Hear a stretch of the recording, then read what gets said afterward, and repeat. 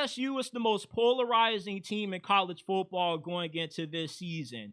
You either feel one way or the other when it comes to this team.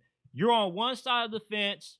You believe that Brian Kelly in his fourth season will finally have this team playing up to expectations. They'll clinch a spot in the college football playoffs, and they'll compete for a national championship.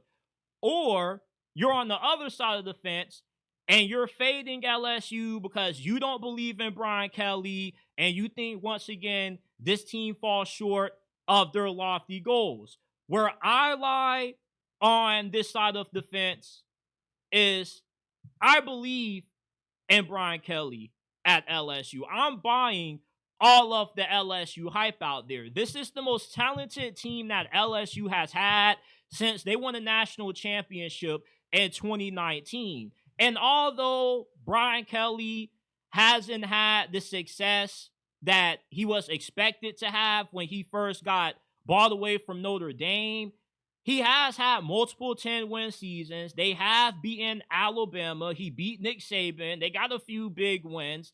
It's just the consistency hasn't been there as of yet because he's had to somewhat rebuild this roster.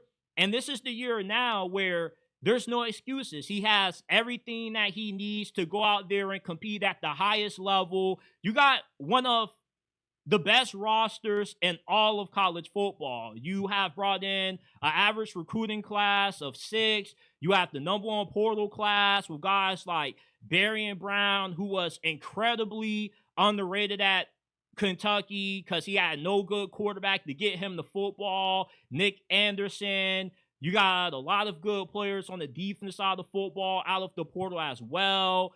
And then you got Garrett Nussmeier entering his second season as your starting quarterback. And the last 3 LSU quarterbacks have balled out in their second seasons. Jayden Daniels had a big second year.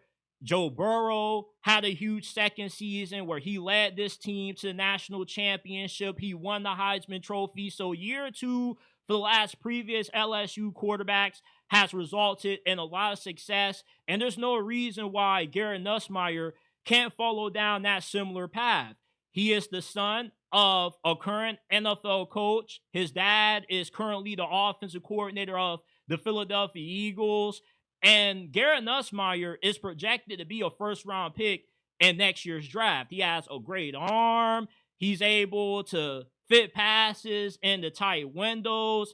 His problem has been not being able to take care of the football. There were a few games where he imploded in the second half, like that game against Texas A&M. But when you have a first-year starter, it's expected that you have a few growing pains along the way. Going into a second season, another year in this offense with another year to develop and grow, I expect for those turnover numbers to greatly decrease.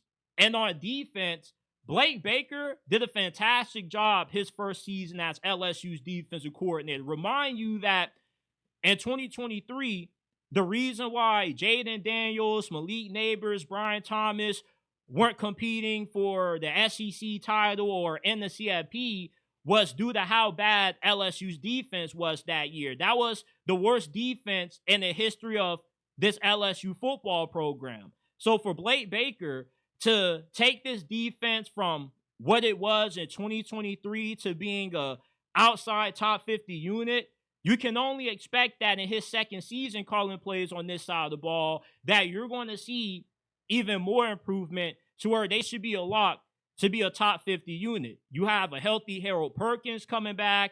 You're going to have a really good pass rush with what you bring in from the portal. You got a really good pass rusher from Florida. You get Patrick Payton from FSU, which potential is there for him. It's just last year at FSU, it didn't look like he was giving it his all. Hopefully with him actually playing in meaningful games this year, you'll get to see all of Patrick Payton's potential. And I just believe that overall, the kind of talent that LSU has makes this team foolproof in terms of them disappointing. Brian Kelly, say what you want to about him being overrated. look, I agree. I'm not the biggest Brian Kelly fan in the world. As a matter of fact, I'm one of the biggest Brian Kelly critics. I've been saying that this guy wasn't it since the get-go, but I am willing to acknowledge that when Brian Kelly has had talented teams such as what he has going into this season at LSU, he's won. He is the winningest coach in the history of Notre Dame football. He's won over 70% of his games, and he's a proven consistent winner. He's been coaching college football longer than me and a lot of you guys watching have been alive. He's been the head coach for 21 years, and everywhere he's gone, he's had a lot of success. And there's no reason why LSU shouldn't, at the bare minimum, win 10 games. If they go 10-2, they definitely are going to be in the CFP. And even if they go 9-3, depending on who they lose to, they can still get into the college football playoffs. The committee wanted to put in a 3-loss team last year, but they weren't unable to due to the losses that Ole Miss and Alabama took to unranked teams. So if there ever was a year for Brian Kelly to finally get it right at LSU, it's this year.